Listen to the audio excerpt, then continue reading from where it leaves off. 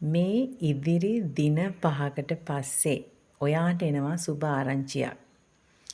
ඒ තමයි ඔයාට පේනවා මෙතන 7 of cups. ඔයාට අවස්ථාවන් ගොඩක් එනවා.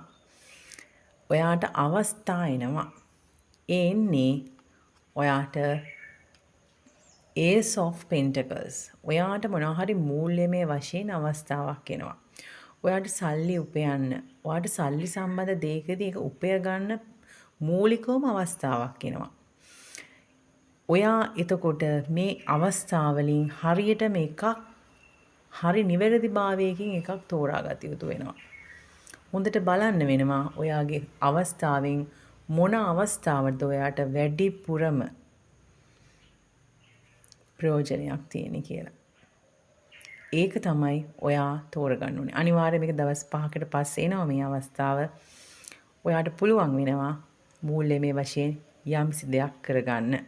ඒ කියන්නේ මූලික අඩිතාලමක් ඒ සම්බන්ධව දාගන්න. අපි තව කාඩ් එකක් අරන් බලමු මේකට තව මොනවද කියන්නේ කියලා.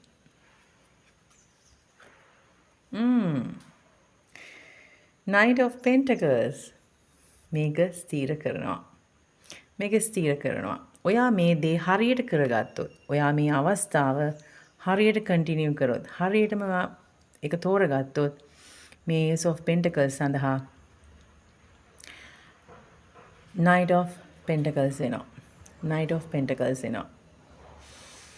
මේක අනිවාර්යයෙන්ම මේක වෙනවා දවස් 5කට පස්සේ ඔයාගේ තේරීම මත තමයි, ඔයාගේ උත්සාහය තේරීම මත තමයි ඔයාට මෙන්න මේ කෙනාව අත්පත් කරගන්න පුළුවන් වෙන්නේ. මෙන්න මේ දේ අත්පත් කරගන්න පුළුවන් වෙන්නේ.